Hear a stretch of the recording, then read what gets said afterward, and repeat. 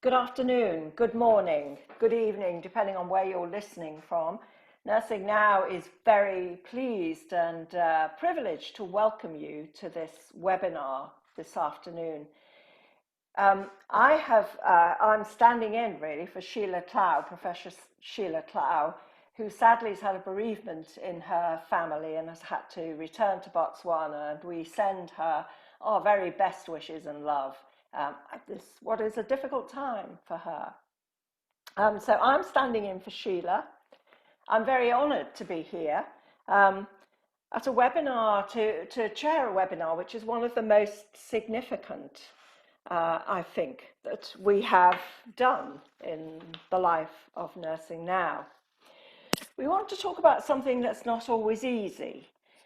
We want to talk about racism, and we want to talk about racial equality and about nurses as activists in this world of ours, which in the past few months has witnessed protests everywhere, just about everywhere around the world, following the brutal and racist murder of George Floyd, which was carried out by a policeman. And we've seen the reverberations of that incident in many places, even in the UK at the weekend, when something very similar happened. We know too that COVID-19 has had a disproportionate impact in Black and Asian communities in many countries, including the USA and Europe. And this is shining a light on the inequalities that we know exist, the injustices that we know are there. And as nurses, we see the effects of systemic racism in communities around the world. And we are a powerful network of nurses everywhere, in every country. And so we want to use our network to see together how can we move beyond words to action. What does that take on the behalf of all of us?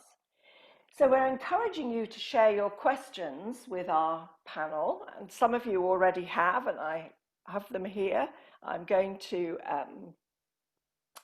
be bringing up as many as I can throughout this webinar. We're very honoured to have with us three people who have great experience of addressing some of these issues that we're talking about in various ways. We have Carol Cooper, who is the Head of Equality, Diversity and Human Rights at Birmingham Community Healthcare Trust, which is in the UK.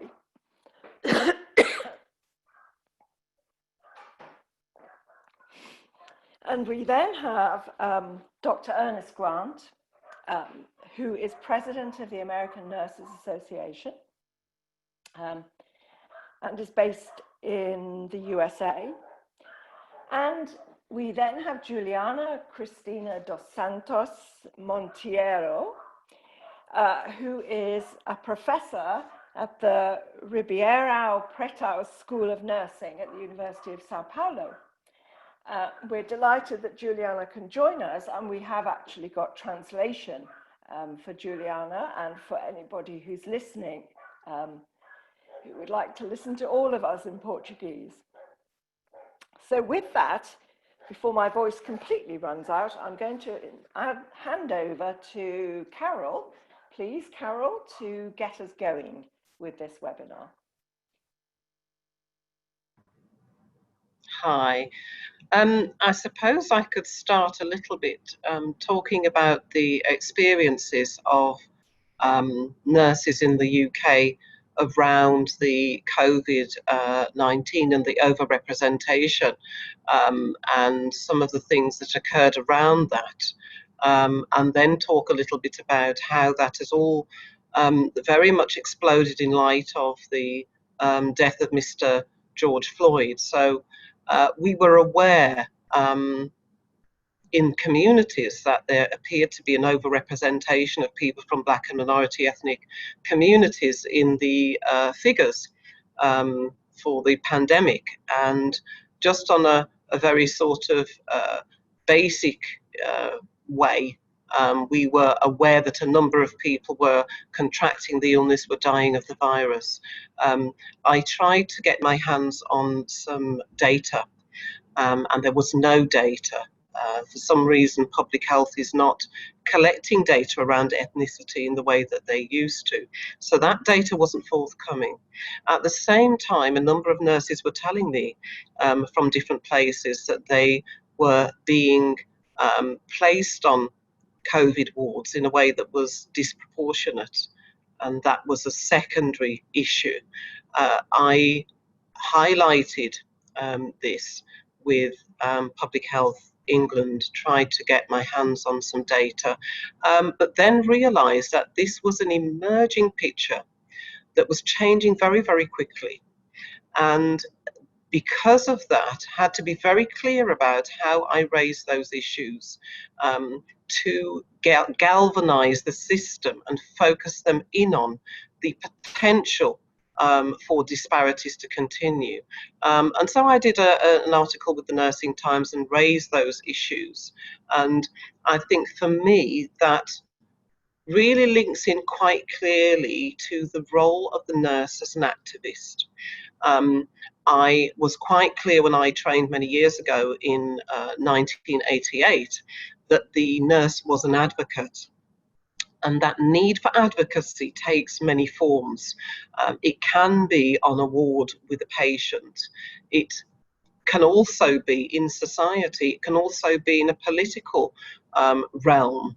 And wherever it is that we find that we need to advocate in order to get equity, in order to get fairness, in order to get the treatment in the right place at the right time, then I think it's very important that our voice is heard.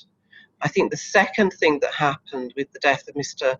George Floyd and a reawakening in a very high-level way of the civil rights movement and Black Lives Matter campaigns that have swept across the world really highlighted a number of things. It highlighted that our well-being is rooted in social determinants, and to attempt to improve the health of a population without recognizing the social determinants in which they exist and trying to address those is really not giving people an equitable opportunity to optimize their health. And I think it's brought inequalities, the inequalities agenda, back into the center of our thinking. I think it also highlighted a number of other things. So we have acronyms in the UK that describe people who are not white or do not originate from the UK, BAME or BME. And voices are now emerging that reveal the diversity under those acronyms in terms of Black and minority ethnic or Black Asian and minority ethnic, and people are identifying in a more meaningful way around different descriptors. That's important because the death of Mr. George Floyd highlighted a particular type of racism, an anti-Black racism, which was the subject of a United Nations special report, because we are in the international decade of people from African descent. And it highlights a disparity between the majority population in the UK and Black, Asian and minority ethnic communities. But it also highlights a disparity between the experiences of those communities in a way which has changed the conversation around race and requires a number of voices to now galvanize and begin to dialogue around this. So I welcome this opportunity to begin to talk about racism on a local, national and international level in relation to the role of the nurse as somebody who has a clear role to speak for those who have various challenges, to speak for themselves and to have the rights and interests of people who are not able to access healthcare or the same quality of healthcare in the same way, we have a duty as nurses to be that voice. Thank you.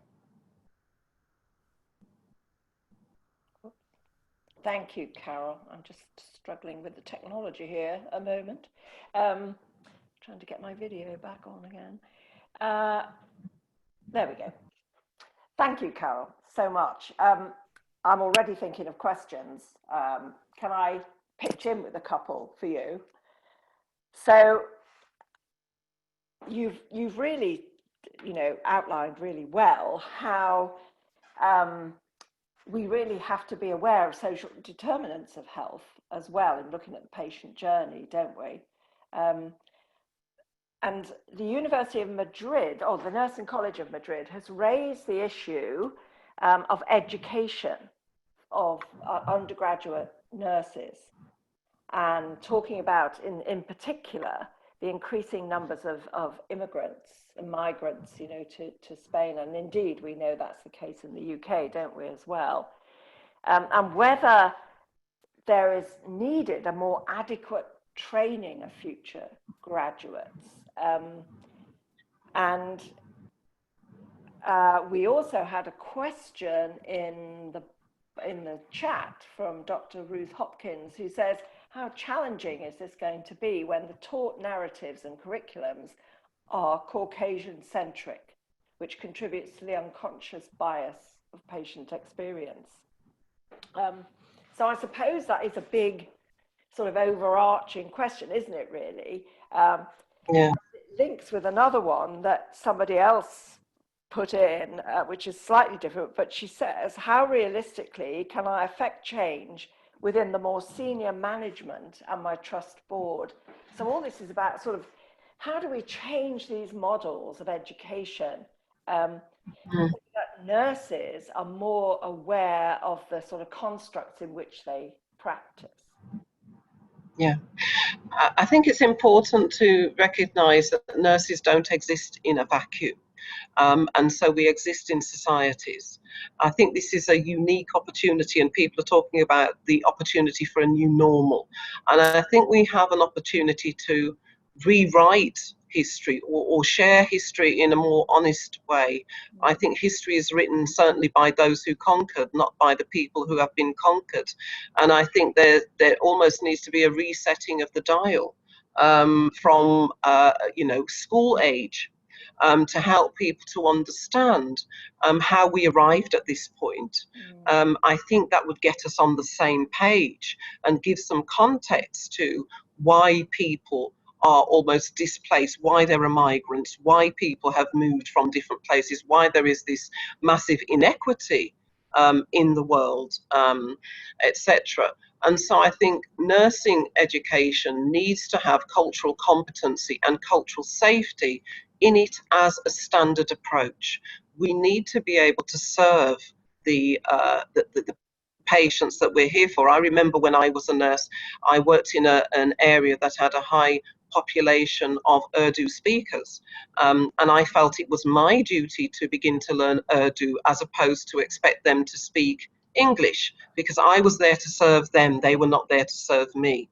And I think understanding the servanthood in nursing, I think, is important. We are here to serve, but I think that the education needs to start from school. It definitely needs to be part of the nursing curriculum. We need to understand in a very deep way. What I really want us to do is to deconstruct institutionalized discrimination that denies the experience of people who are not part of the mainstream. So, for instance, when we have things like pressure area care that only has pictures of Caucasian skin, so people who have never seen any other skin are not clear about actually what the signs are and may not make use of technology as a standard approach to identify whether people are at risk. So, I mean, I was in hospital, took my mom to hospital several times last year, and each time we went through casualty and she was on a trolley for some significant time, they would say, oh, we've checked her pressure area, it's not pink, it's not red. I'm thinking, well, it's never going to be red, you know, it's not. So, you know, I mean, when we change the way we educate people, we change the narrative, and then the narrative then becomes more inclusive and reflective of the experiences of the people that we serve. And in so many other ways, I mean, you know, sickle cell and thalassemia continue to be the poor country cousins, continue to have a very small amount of nurses that understand it, that can serve it, continue to have all sorts of workforce challenges in terms of how do we get the nurses that we need, the specialist nurses, to, well, actually everybody should have some knowledge of hemoglobinopathies and how to respond to that. So building cultural safety in creates a space for a conversation around culture which legitimizes it. And so for mental health as well, we have a circumstance where we have so many people, particularly from African and African Caribbean backgrounds, who are in the mental health services, involved in the mental health services. They usually come in through a custodial route.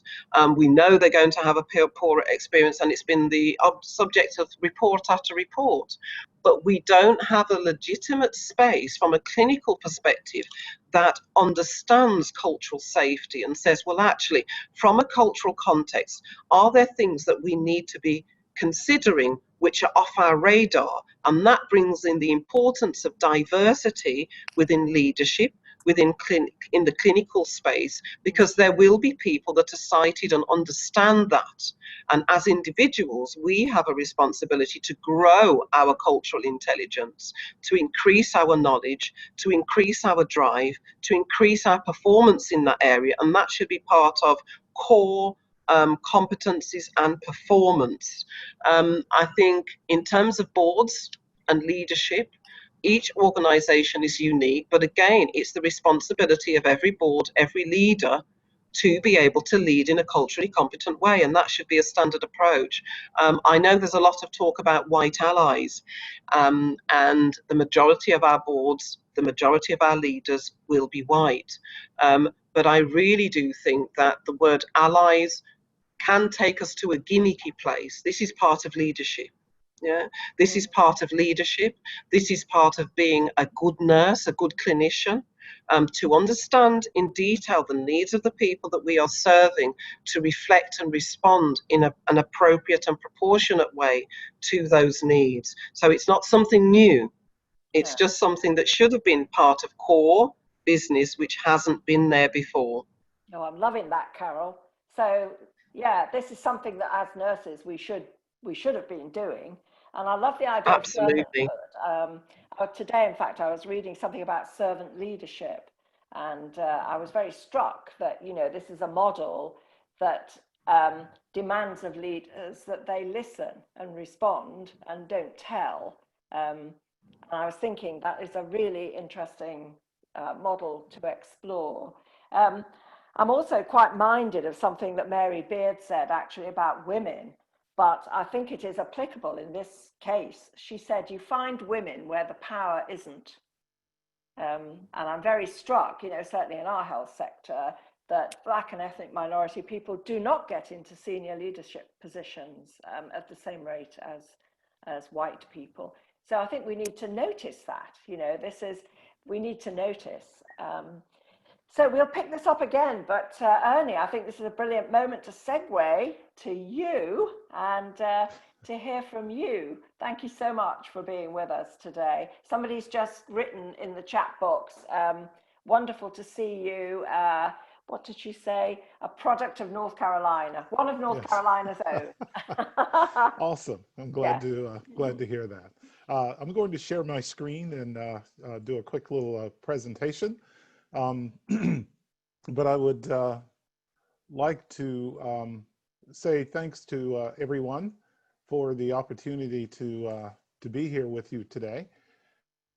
It's an honor for me to be here for this very important conversation and to begin to lay the groundwork to build a case, I guess, of how we as nurses can address racism, not only, racism within our profession, racism within healthcare, and also in the communities that we serve.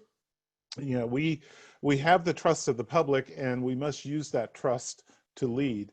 So I will sort of, with these this brief little slide presentation, begin to lay the groundwork for that. But first of all, on behalf of the American Nurses Association, which represents the interest of America's more than 4 million registered nurses, I first want to take a moment to thank all the nurses and frontline workers for their dedication during this global pandemic. 2020, as we all know, has certainly emerged as a year of challenges. And it's challenges that would have been hard to have imagined in January as we launched a new year, one filled with energy and excitement as we began the much awaited Year of the Nurse and Midwife. However, coronavirus has put the profession on display. It has showcased how nurses provide expert, compassionate care, have hands-on in helping to shape healthcare policies, and advocate for our patient safety and well-being. Nurses are on the line of every major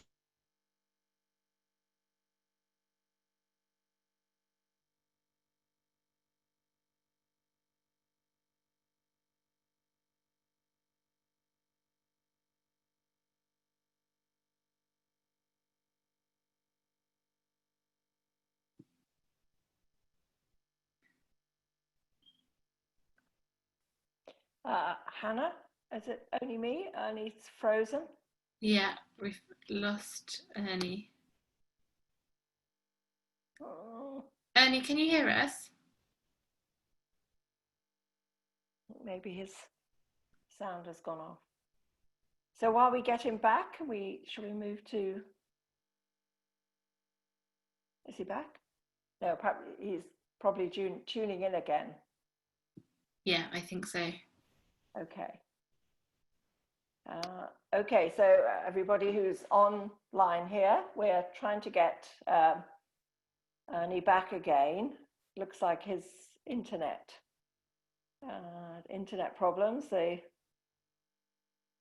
issue for all of us, I think, at the moment. So let's just look at some of these questions. Yeah, so another, put my video on, another question that's come up, Carol, and maybe Juliana as well, is how do we deal with racism that's actually directed at nurses themselves?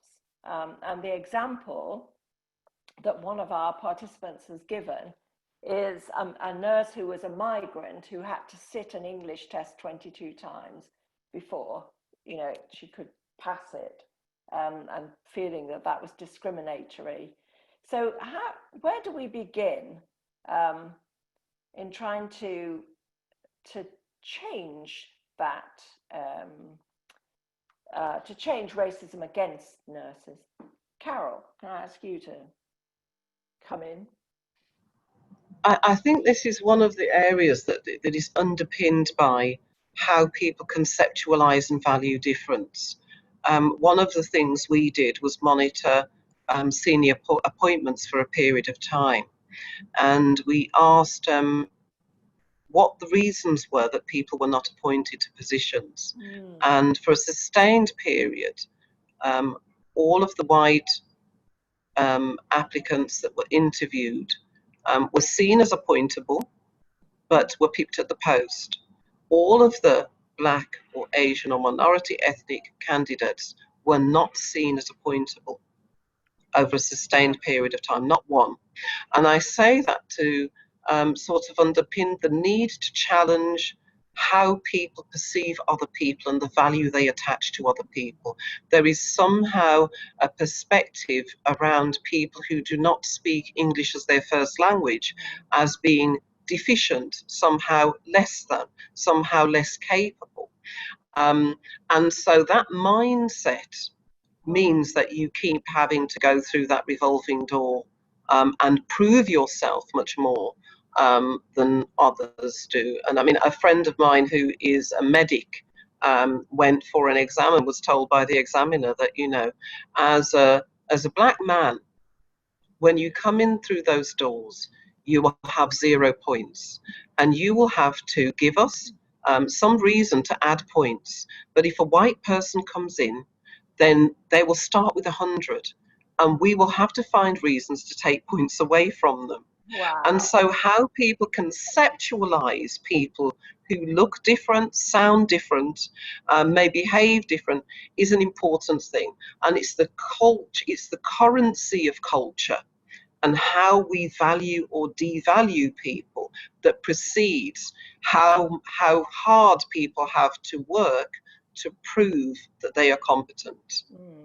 That's very interesting, Carol. Thank you. Ernie, you're back. Yes, I'm back. Okay, Sorry. please. Broadband failure. Please So carry on. I will carry on. And well, first I need to pull up my my slides again. So let's see.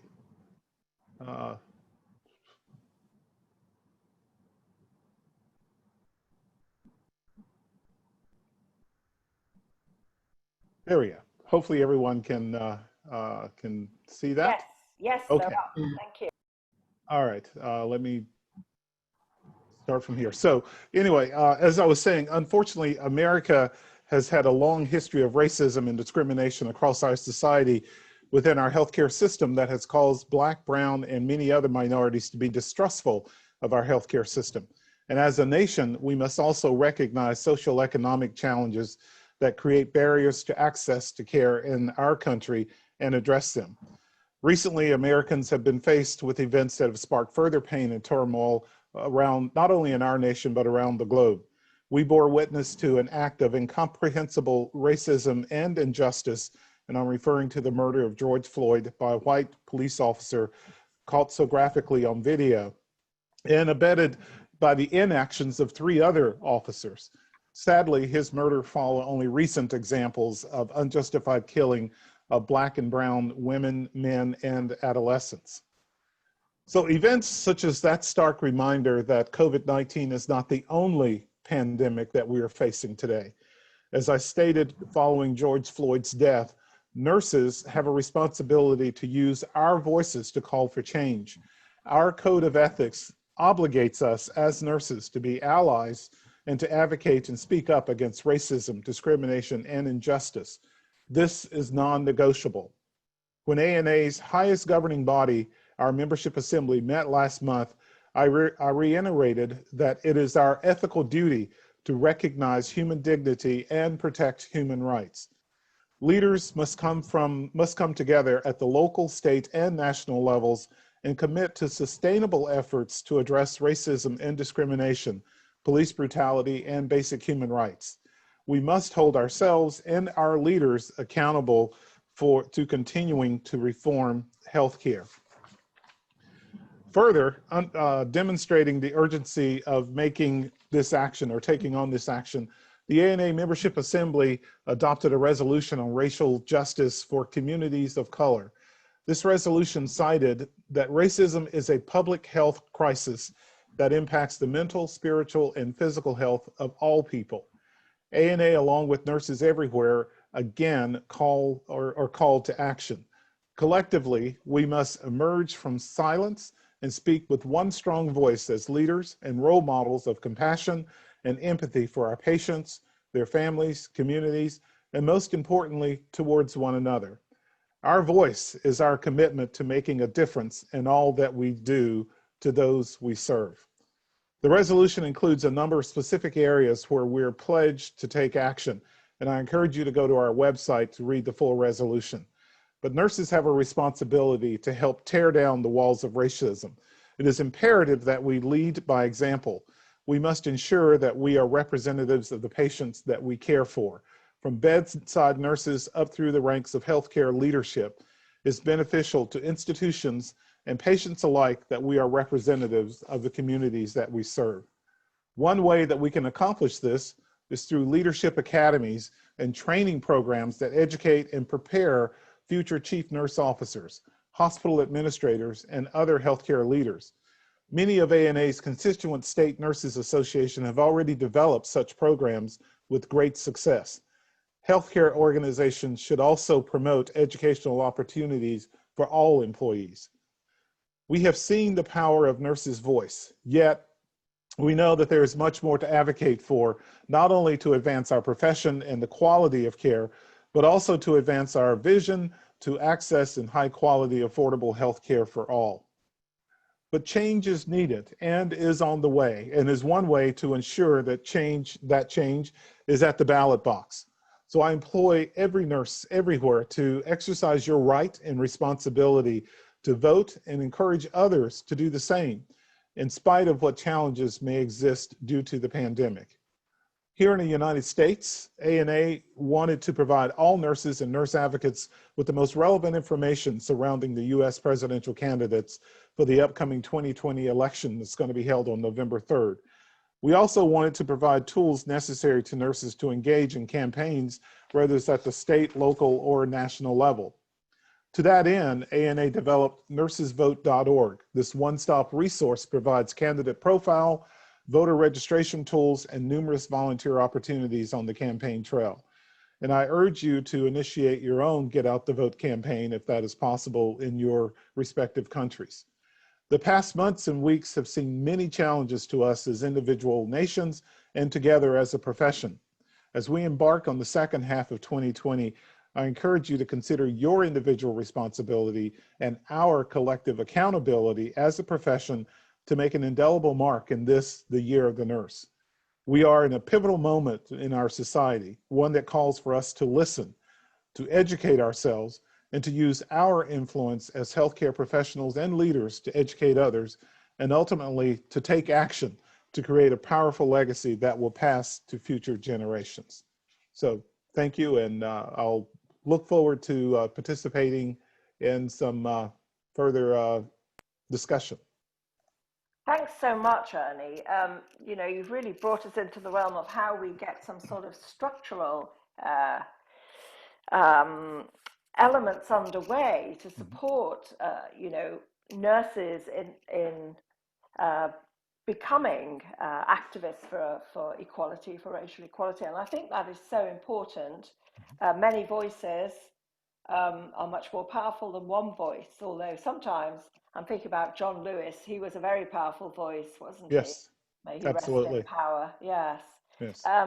So we mustn't also discount the one voice. Absolutely. Yeah, absolutely. As well. But all of us together, I think, is also a very powerful picture, isn't it? It's a very powerful notion, and certainly using your voice as a vote is also important. And Nursing Now is actually going to focus on getting young nurses to do some political lobbying towards the end of this year as a kind of a way to get people involved in that sort of thing. Well, how do you think nurses can influence legislators? There's a number of ways that they could do that. First of all, you know, go to their town hall meetings when they are there and hold them accountable. You know, they at least here in the United States, they say they're going to do a lot of things if they're elected, and then it's like once they're elected, they seem to have forgotten those promises. So until you hold their feet to the fire, so to speak, and say you said you were going to do this or that, or let them know the consequences of the way that they perhaps voted. You know, when you voted on this bill, this is how it affected people that you represent in this community. It may have affected our water supply. It may have affected our educational needs. It may have affected our housing needs or whatever, and that was the wrong vote. So to stand up and hold them accountable is one way. The other thing that I would encourage people to do as well is to say, is perhaps join their campaigns, volunteer to serve as maybe the healthcare resource for their campaign. Nurses, we're very resourceful. If we don't know the answer, we know someone who knows the answer, but at least they're going to be speaking the truth as opposed to relying on their legislative aide who may have gotten something off Wikipedia or, just the latest opinion based on polls. But when we can volunteer and say, if you choose to vote this way, this is how it's going to affect those that you represent, it makes it a little bit more, it brings it home. and it makes it more personable, I think, for the candidate. Yes, I think that's a really good point, because sometimes I think, when I go and talk to nurses in various places, the one thing nurses always are is overworked and really busy, and particularly lately. And sometimes the easiest thing to let go is what's happening in the world around you. Yes. And sometimes I think the single most important thing we could all do perhaps is read the newspaper every day and, Yes. actually find out what's happening. Yeah. Because I don't think people don't feel about that. I think sometimes they just don't get involved in the same way. So that's a great idea, and so important to influence legislators. Yes, it is. Thank you, Ernie. So, Juliana, can we please turn to you and please give us some of your experience in Brazil, both in nursing and in looking after women? Thank you. Ok, doutora Bárbara, muito obrigada. Eu vou apenas mudar aqui a minha interpretação. Gostaria de agradecer muito a campanha Nursing Now por essa oportunidade de estar aqui com vocês, compartilhando minhas experiências brasileiras. E eu também gostaria de compartilhar minha tela, porque eu trago algumas ilustrações e alguns números para serem discutidos aqui com vocês. Então, agora eu estou dividindo aqui a minha tela.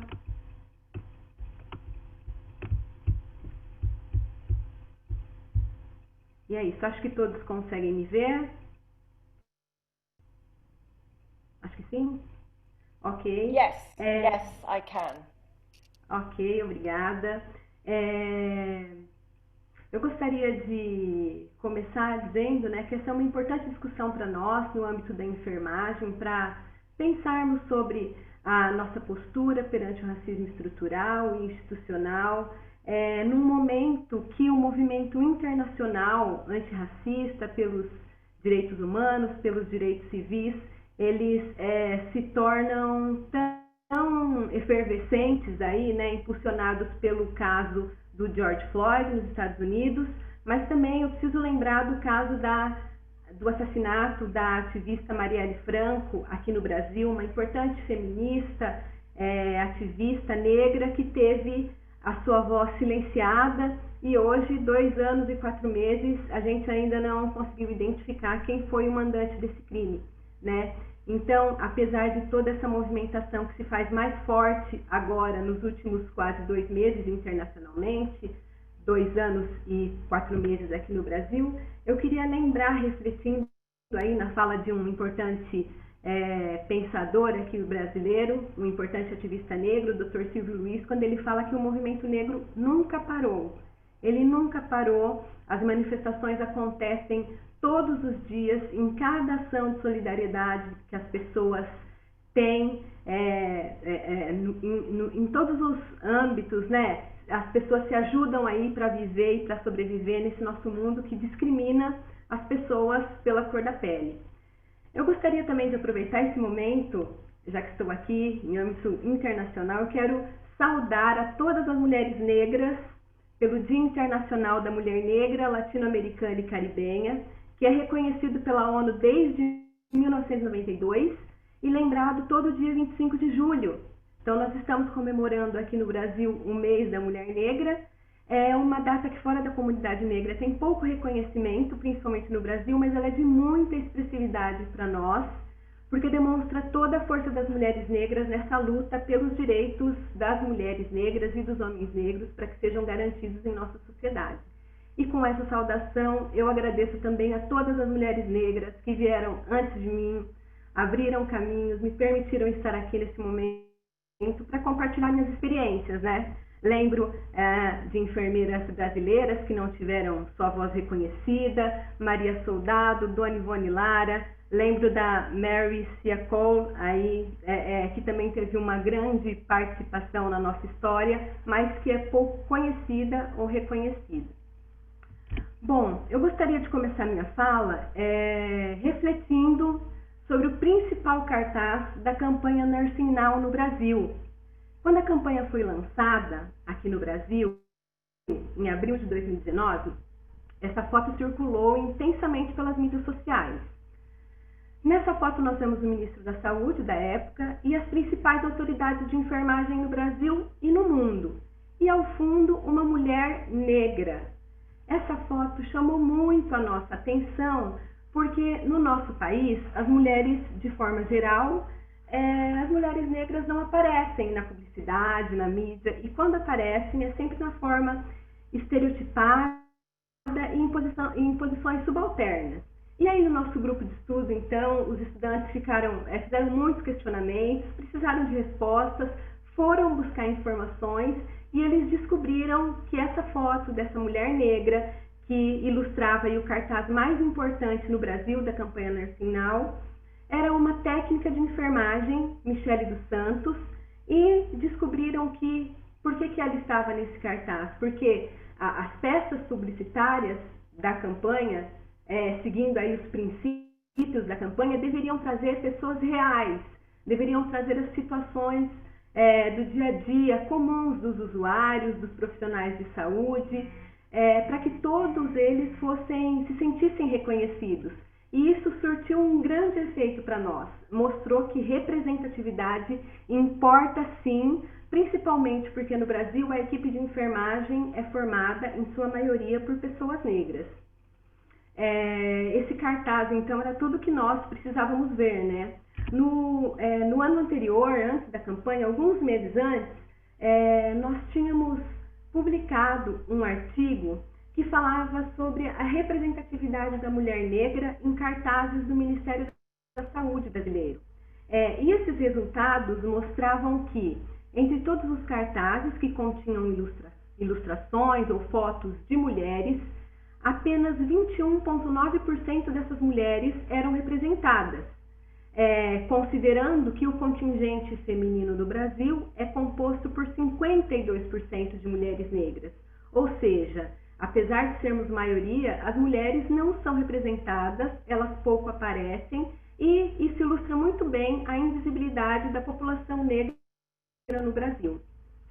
Bom, essa invisibilidade faz com que o racismo estrutural e institucional sejam reproduzidos diariamente, deixando a população negra aí à margem dos seus direitos, não é? No contexto atual da pandemia de Covid-19, essas desigualdades de direito ficaram muito mais aparentes, trazendo à tona aí o fato de que, por exemplo, quem mais está morrendo no Brasil pela Covid-19 são homens negros e pobres, o que escancara, né, para nós as dificuldades de acesso da população negra ao serviço de saúde. Como a gente pode perceber aqui nessa tabela, que os pretos e pardos são os que mais morrem. Importante trazer uma informação aqui para quem nos ouve da audiência internacional, de que no Brasil as pessoas consideradas da população negra são as pessoas pretas e pardas. Então, por isso aí o preto e pardo nessa tabela, mas que demonstra para nós aí a dificuldade dessa população no acesso aos serviços de saúde. Pensando mais especificamente na minha área de atuação, que é a área de saúde da mulher e saúde materna, há 10 dias atrás, nós aqui no Brasil e no mundo também fomos surpreendidos por um estudo de um grupo de cientistas brasileiras que mostrou que de cada 10 gestantes e puérperas que morreram de Covid no mundo, 8 eram brasileiras. Eu vou repetir. Em cada 10 gestantes e puérperas que morreram de Covid-19 no mundo, eram brasileiras. Quando a gente aprofunda esses dados, a gente percebe que a maioria dessas mulheres que morreram, que foram no Brasil 124 mulheres, a gente identifica que a maioria delas, 71, eram negras, eram, na verdade, aqui no estudo, não brancas, mas aí a maioria da população negra, né, que está morrendo. Então isso mostra também as dificuldades das mulheres aí no acesso aos serviços de saúde.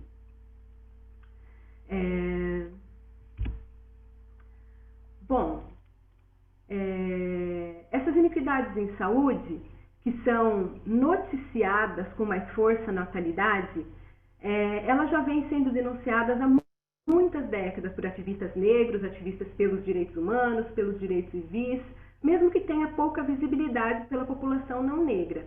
Mas ainda assim, essas denúncias, essas reivindicações pela melhoria da qualidade da saúde culminaram em 2007, aqui no Brasil, no lançamento de uma importante política chamada Política Nacional de Saúde Integral da População Negra.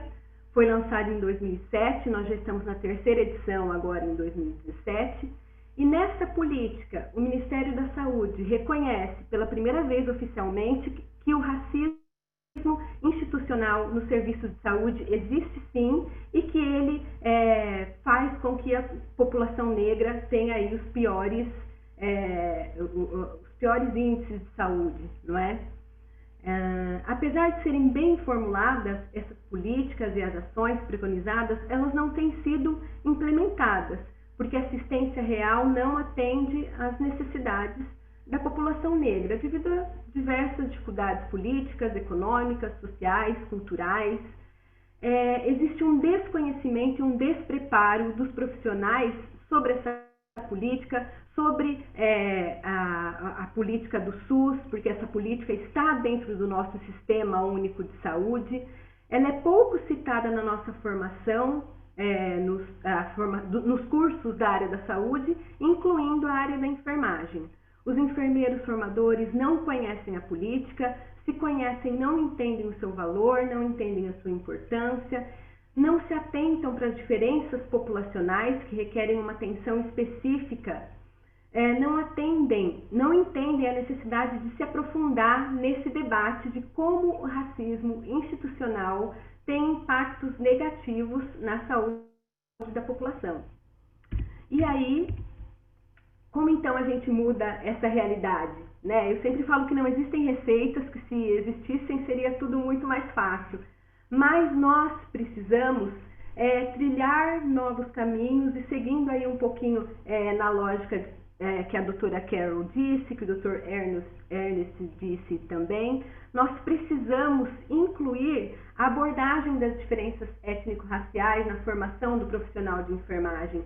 Precisamos incluir a competência cultural para que eles compreendam o que é aquele chá que aquela mulher daquela comunidade quilombola, por exemplo, está tomando, porque aquilo para ela vai fazer bem para a saúde, né? A gente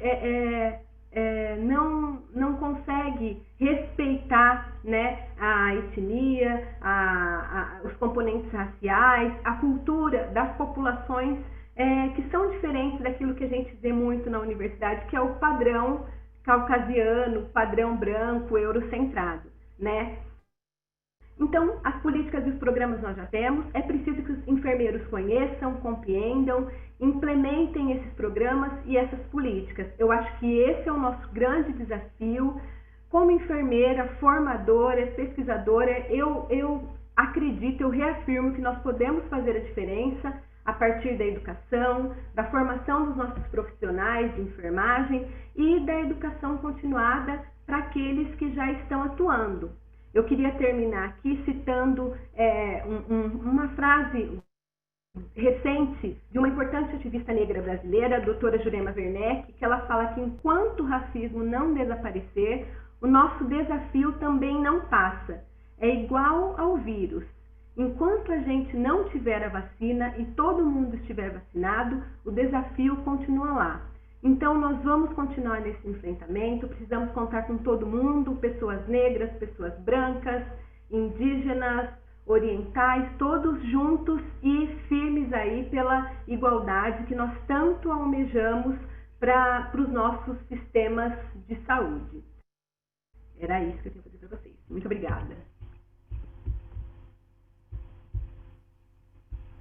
Thank you so much, Juliana. That was absolutely fascinating, and I well remember that meeting in Sao Paulo in Brazil. Was it Sao Paulo in Brazil?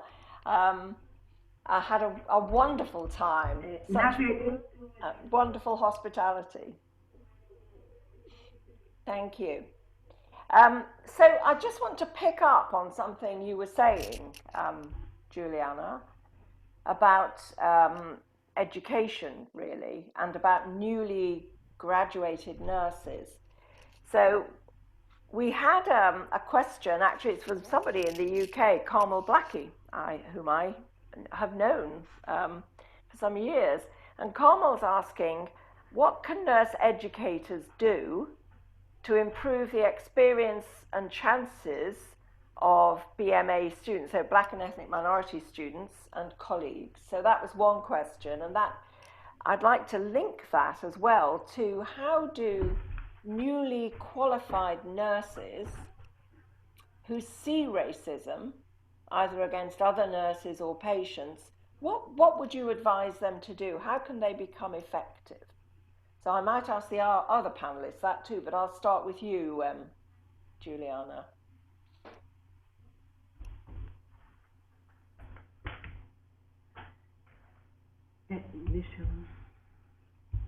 Estou mudando aqui a interpretação. Com relação a essa questão da experiência dos alunos que vêm das minorias, acho que é um ponto importante a ser colocado, porque nós percebemos também que nos cursos de graduação, nos cursos superiores, a população negra tem uma dificuldade de ascender, tem uma dificuldade de chegar a esses cursos.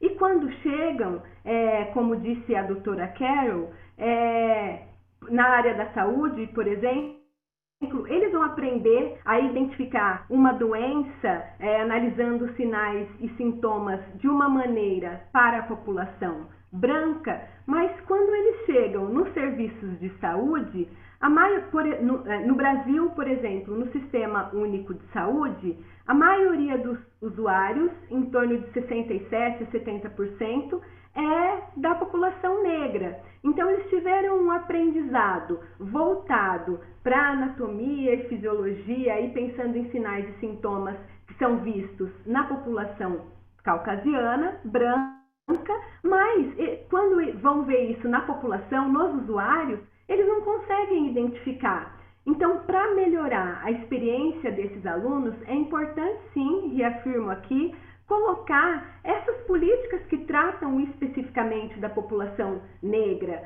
porque a política traz para nós quais são as doenças mais prevalentes nessa população, como podem ser identificadas, ações que poderiam ser desenvolvidas, não é? Mas normalmente a gente não fala sobre isso. Então, esse é um ponto. Fazer com que todos trabalhem,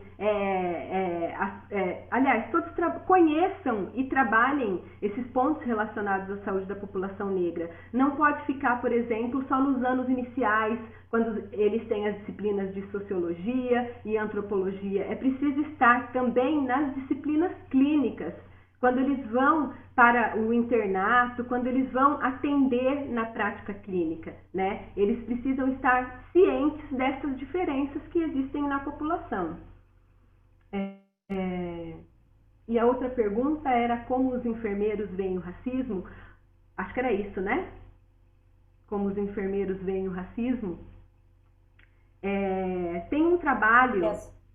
Young nurses, new nurses.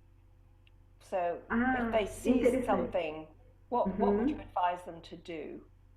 Eu acho que os novos enfermeiros, eles têm dado um fôlego novo aí para quem já está na ativa há muito tempo, porque muitas vezes o nosso ensino ele é muito engessado, fechado, e quando esses novos jovens chegam fazendo seus questionamentos, eles também fazem com que a gente abra, né, a nossa visão aí para novas experiências de ensino, né? Quando eu digo que a gente precisa trilhar novos caminhos, a gente também precisa entender as necessidades geracionais, né? E hoje os jovens eles vêm muito mais críticos, principalmente com relação a essa questão da visibilidade para a população negra nos cursos de ensino superior e principalmente da área da saúde. Muito porque quando eles entram, agora falando no Brasil, eles entram no ensino superior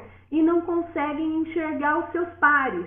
Então, é uma professora negra que eles têm, ou 2 alunos negros dentro das salas de aula. Então, quando eles conseguem perceber alguns pontos de referência, é onde eles vão buscar e vão reivindicar. Olha, por que não estão falando sobre mim? Por que não estão falando sobre a minha população? Então, acho que os jovens têm se mostrado muito importantes para nós, porque eles revitalizam as nossas discussões, eles trazem sangue novo aí para as reivindicações.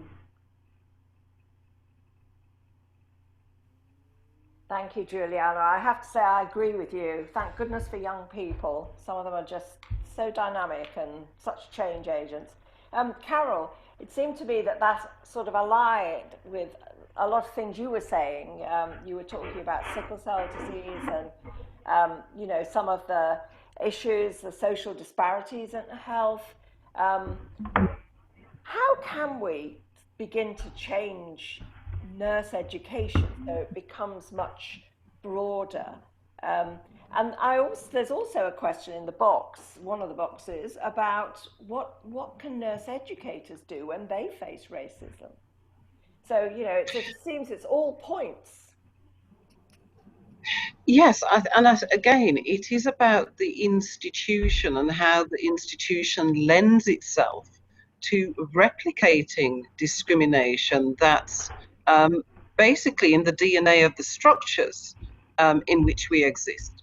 And so for me, the much harder form of racism that we need to address is exactly that, the institutionalized racism that automatically and systematically replicates discrimination on the basis of race. How we position ourselves to have sight of that, how we educate ourselves. People are not always educated about what racism is. And also, so whilst they may understand that there is something called racism, and it is responsible for some disparities that they experience, they don't always understand it. So it's important to understand the thing that is limiting your life, your opportunities, etc., and rendering you to a lower echelon of society. I think the presence of, I mean, we only have, I think it's about 25 black female professors in the UK. Some of those are nurses, some of those are not. The lack of black and minority ethnic voices at that level to shape the curriculum is really important. And we need to address that deficit. We need to address this is a whole society approach that is needed. We need to address the fact that BME children often go into an education system and onto something that we call the school to prison pipeline. Certainly for some factions of the community. And so automatically will be conveyed into the prison population if nothing is done to disrupt or interrupt that. For a number of people from black and minority ethnic backgrounds, when they go into the education system, they go in at a disadvantage. And lots of work has been done to evidence the fact that no matter what scores they achieved prior to going to university, they will be marked down at university. So this experience of being lesser, of less value, having less ability, is something that pervades the whole of society. So to see that is important, to not try to make that invisible, but to make that visible is really important. When we see it, we must say it and we must stop it. So silence gives consent. And I think that sometimes we make adaptations for racism. Challenging racism is hard work. It erodes the soul. And sometimes people adapt different ways of living with racism. It's almost like living with a cancer. And so some of those adaptations mean that we tolerate it. And I think what's really important is in this time is that we stop tolerating racism, that we see it, that we speak up about it, that we identify it, that we challenge it. I think in terms of nurse educators, I see it exactly the same thing, is that one, we need to speak out about it, but in a very public way. I think there is also an unspoken rule as we climb the career ladder, that the higher you get, the more you're expected to tolerate some of these isms at the senior echelons, and adapt. So in the same way as we see boards, and sometimes when we see a woman on a board, she may feel that she has to adapt to the culture, which may be very male driven, and not actually change. Authenticity is really important. Be your authentic self. And for the spaces in which you exist and you step in as you. Do not allow that culture to change you into somebody else, because you will not then create a gateway through which other people like you can come, because you have adapted to the environment. So being clear about, are we assimilating, are we integrating, are we creating change, are we being silent, are we making racism invisible, are we tolerating it, have we decided to live with it? And I think some of us need to be brave at this time, and put aside our sometimes personal ambitions, and realize that in this time there is an opportunity. For me, this is a where were you when moment. Where were you when there was an overrepresentation of BME people in COVID? Where were you when George Floyd died? Where were you when the nursing community had this conversation and had an opportunity to change the way that nurses treat other nurses? And traditionally people say nurses eat their young. Where were you when nursing had the opportunity to change the narrative, change the experience, change the outcomes in terms of this inequity on the basis of race? And we all have to look ourselves in the mirror and understand that we have an opportunity in time to make a difference. What's the difference that we're prepared to make? Thank you, Carol. That's something we should all be hearing, I think, at the moment. I want to ask you all, the three of you, a question that has come up in the box, and I think it's one of the most difficult questions. It is, if you see a patient refuse to be given care by a nurse, and you believe that refusal is on racist grounds, whichever way that is, what do? What's an effective way of dealing with that? Particularly the questioner asked, and I think this is very apposite. If it's an elderly person, how do you deal with that? Ernie, let me start with you. Thank you. I can't tell you how many times that's happened to me. I'm sure the audience probably don't, obviously they know that I'm male, they know that I'm African American, but they probably also don't know that I stand 6'6". So I recognize that I have a very imposing presence on someone. And my background before becoming president of the American Nurses Association, I was a burn nurse specializing in, my particular facility cared for infants all the way through geriatrics. And we would get patients from all strata, all walks of life, all ethnicities, and et cetera.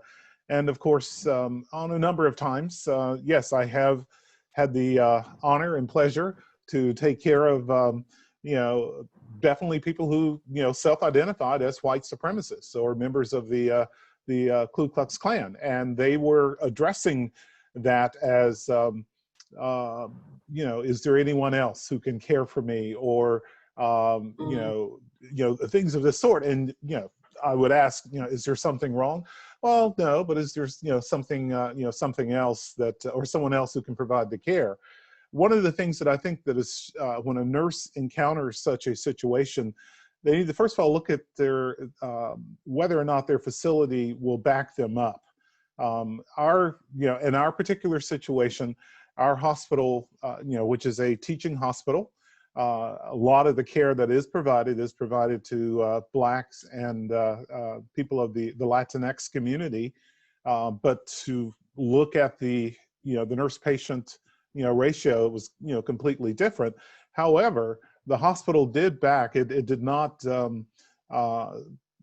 condone or support, I guess I should say, when people would ask for someone else, I only want a white person to take care of me, or, things of this sort. And they were very supportive of nursing staff that would do that, and would say, when you signed in, that slip that you signed that provided us permission to give you care, it states on there that we do not, practice discrimination. We cannot, give you special treatment, if you will, that, that is your option. We can, and in our particular situation, especially with burns, because there's not that many burn care facilities around, there happened to be another one about 60 some odd miles up the road, but the person would encounter the same situation. Our staff happened to be probably about 40 to 50% minority representation. So, we would tell the person, I'm sorry, we don't, we don't provide these special services. We can't guarantee who your nurse will be, but whoever your nurse is assigned, they are very competent and, will provide the best of care. And if you do not still wish to stay here, we can make arrangements for you to be transferred to another facility. 9 times out of 10, they opted to stay and, and received the same care that anyone else would have received. But again, it's the fact that your facility backed you up, with that statement, and, they have a non-discriminatory policy, and the fact that they were enforcing that policy, it empowered the nursing staff to feel that, yes, we are doing the right thing, or we are supported in whatever we do. And, and they are made aware that, you could go to patient relations if you, were uncomfortable or whatever. And as we said, we can give you the option to transfer to another facility, or, if you want to go home, and, we'll give you the supplies and you can do your own wound care and such at home. But again, 9 times out of 10, they would agree to, to remain there as a patient and have care provided by a variety of the nursing staff that was there. And sometimes those encounters are very powerful, aren't they? Changing. Yes, yes, they are. They do change people's feelings and thinking. Yeah. Juliana, has this happened to you? Or to colleagues that you've seen patients not asked not to be treated by a nurse who's Black?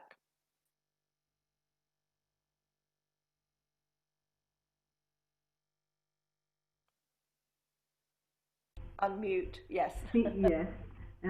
Sim, acho que minha resposta vai muito, é muito próxima ao que o Dr. Ernest colocou, e acho que essa pergunta também tem dois lados, né? Do paciente que se recusa a ser atendido por um enfermeiro negro, mas também de enfermeiros brancos que se recusam ou prestam uma assistência de má qualidade às pessoas negras, né? Na minha experiência pessoal, eu também vivenciei, o Dr.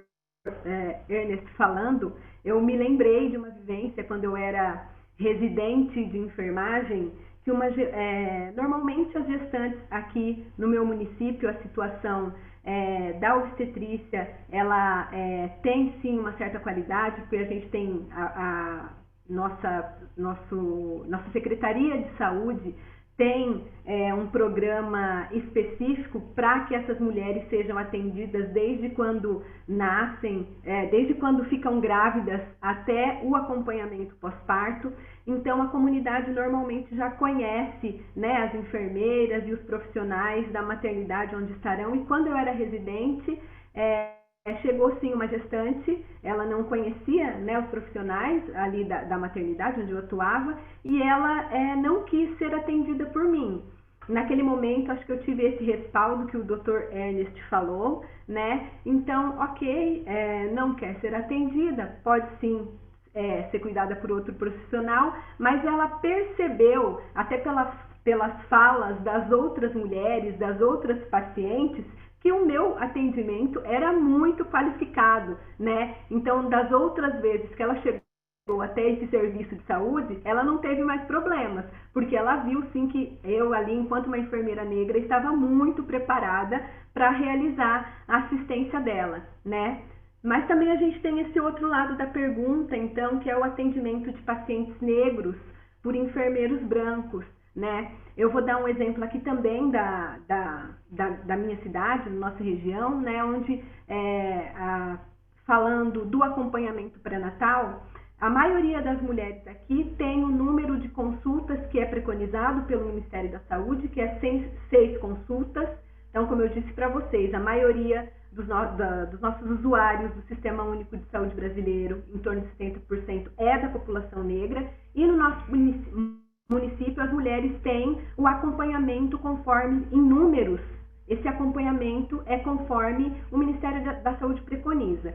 No entanto, a gente tem dificuldades de entender a qualidade dessa assistência, porque não tem pesquisas mostrando. Não tem, e, de forma geral, no nosso país, a gente sabe, algumas pesquisas mostram que as mulheres negras são menos tocadas durante o acompanhamento pré-natal e do parto. As mulheres negras recebem menos anestesia de parto normal do que as mulheres brancas. Então, assim, ainda falta para nós, existe uma lacuna relacionada à qualidade dessa assistência, porque quando a gente visualiza isso, né, o que você faria se estivesse acontecendo aí na sua frente, a gente sim tem que fazer uma intervenção no sentido de apontar o que está sendo falho, né? Olha, então se essa mulher chega para um atendimento de pré-natal e ela não é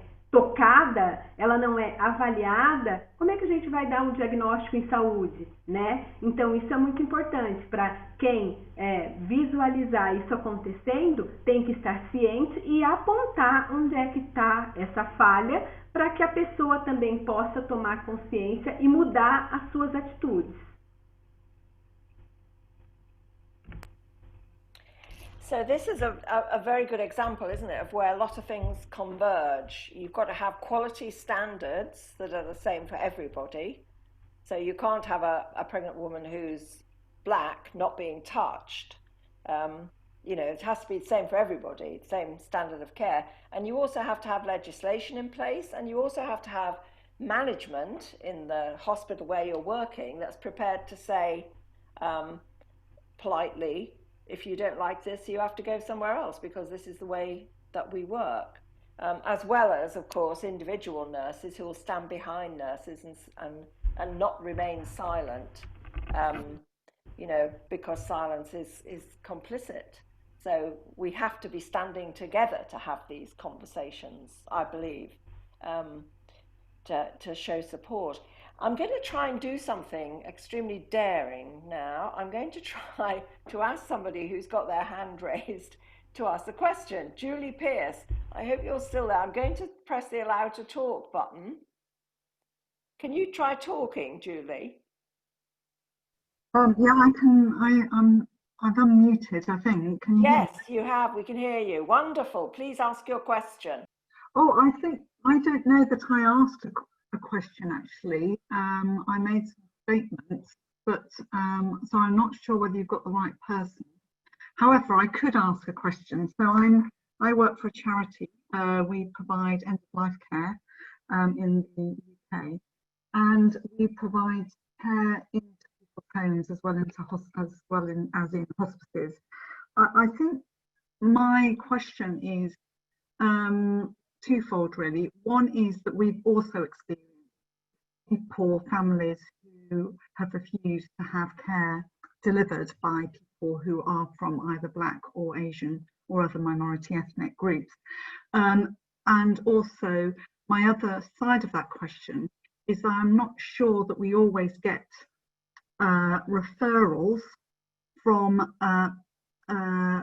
communities, GPs, district nurses, etc., for people from those groups. So I think there's probably some difficulties with identifying how we ensure that there's equal access for people for palliative and end-of-life care services. So those are my questions, really.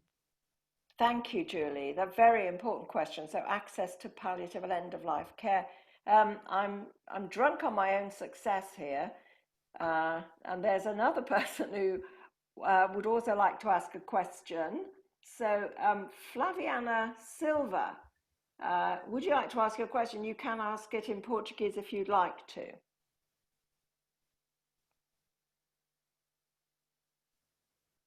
But you're on mute at the moment. Can you unmute? Ok. Bom dia, eu sou aluna do mestrado aqui de enfermagem no sul do Brasil. Queria agradecer a fala de todos os professores que estão aqui, porque eu fico com muita satisfação de ser aluna negra, uma enfermeira negra, vendo pessoas negras falando sobre racismo na nossa profissão, né? Meu mestrado, eu estou tentando fazer uma pesquisa para ver como que os imigrantes negros estão sendo atendidos aqui na atenção primária à saúde, e como que essa questão do racismo estrutural que existe faz com que acabe existindo um falso patriotismo, com que veja esses imigrantes negros, né, que acabam sendo por muitas vezes os negros retintos, sendo tratados de maneira diferente, e a gente acaba até negando o imigrante retinto aqui brasileiro, porque a gente fala que no Brasil não existe negros, que essa é mais uma outra face do racismo, né? Sendo que o Brasil é um dos países com mais negros no mundo todo. Daí a minha pergunta que seria, se na realidade da Inglaterra, ou então dos Estados Unidos, como que está sendo o atendimento à saúde agora no Covid para esses imigrantes negros, que podem ser caribenhos ou então de outros lugares, né? Como que está sendo toda essa recepção? Está sendo alguma política ou está tendo algum tipo de assistência à saúde a essa população? Obrigada.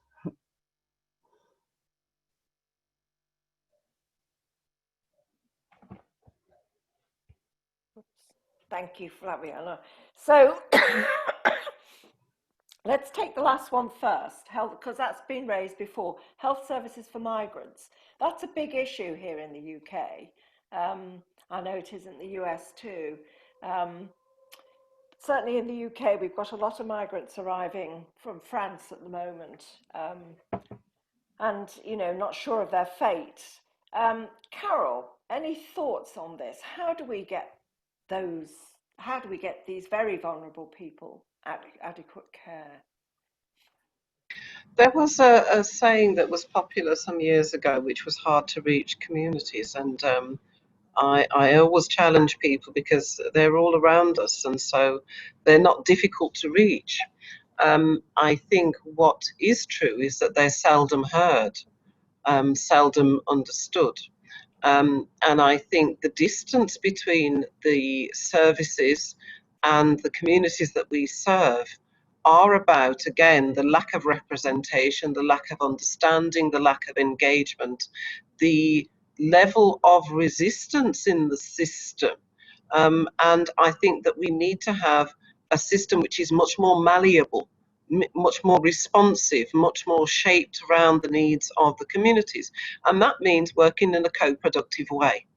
But unfortunately, that means that, you know, we have to let go of some of the hierarchical structures and processes that we have that reproduce power in its own image and serve to exclude people from the opportunity to shape. I think particularly going back to the palliative care area, there are some things that are perhaps not traditionally culturally acceptable, but culture is not sacrosanct, so it is not written in stone. And as people migrate from countries of origins, and even in countries of origins, as new generations come forward, there are changes. So culture is not sacrosanct. So, you know, there are circumstances where people may access palliative care, may welcome it, may have found it useful, but equally may not have found it useful. I mean, my own involvement with palliative care when my own father was diagnosed with cancer was that some elements of it was very supportive, but there were other elements that I found extremely rigid.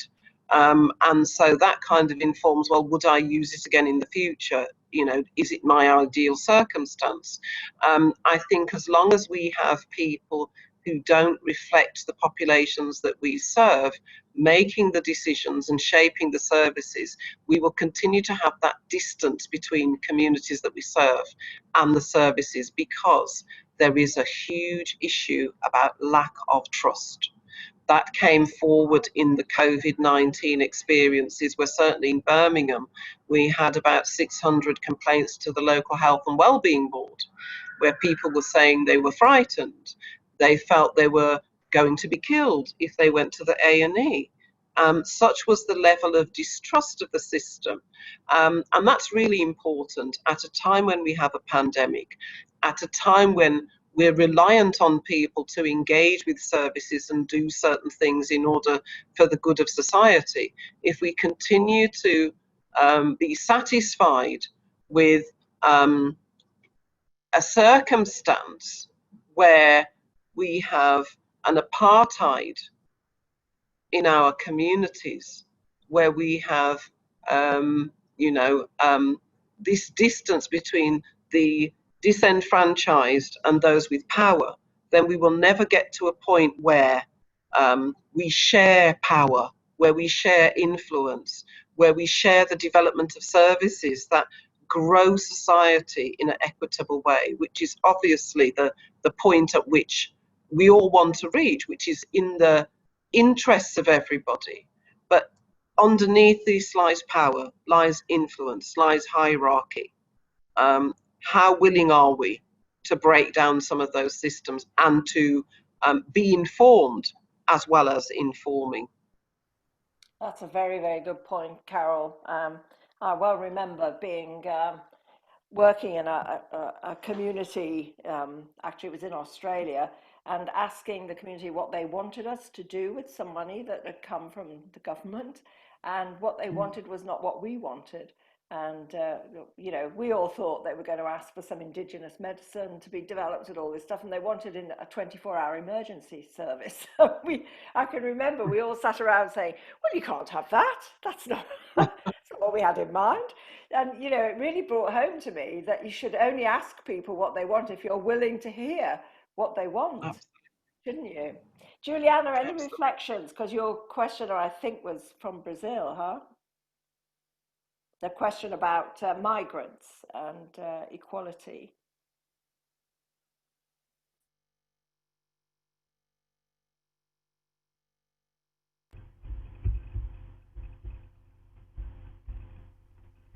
Na nossa prática, a gente tem começado a receber alguns imigrantes aqui na região de Ribeirão Preto, que é onde eu atuo, principalmente de negros vindos do Haiti e também de orientais vindos da China.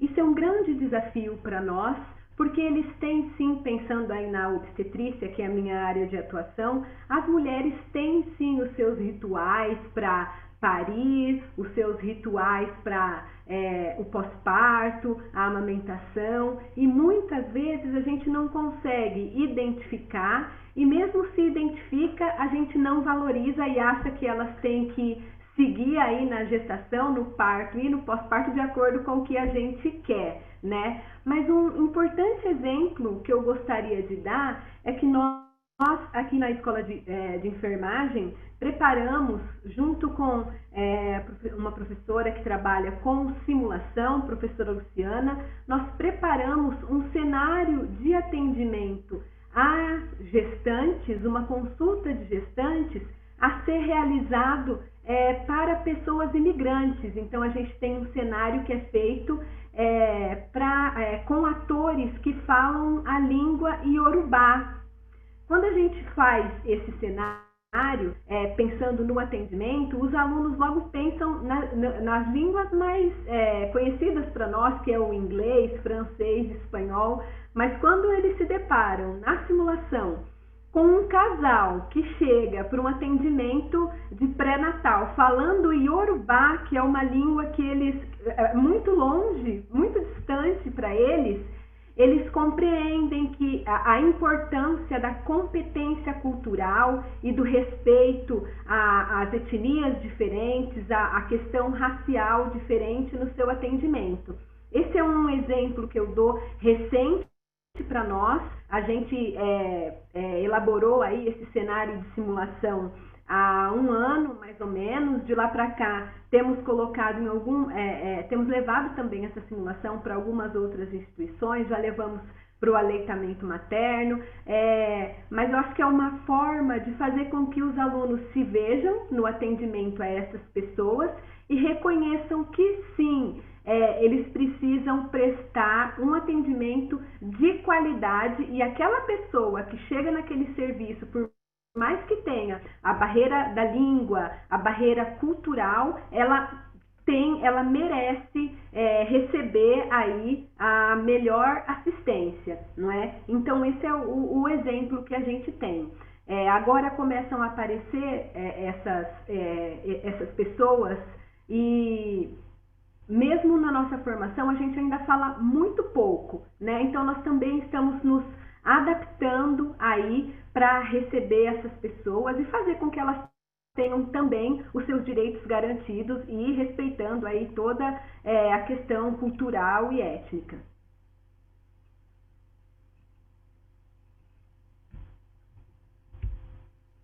Thank you so much, Juliana.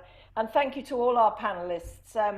We're just coming to the end of our time together. Unfortunately, Zoom's very strict about this, and they just cut you off if you exceed your time. So I've got to be forcing me to be a strict chairman. I have to tell all of you, I don't think we've ever had such interest in a webinar as we have had this afternoon. We have had, in fact, I'm looking at my message box, there are 52 new messages in this box. It's clearly a topic, and especially Carol, somebody who's written, maybe this is our charge, where were we when? Where were we when?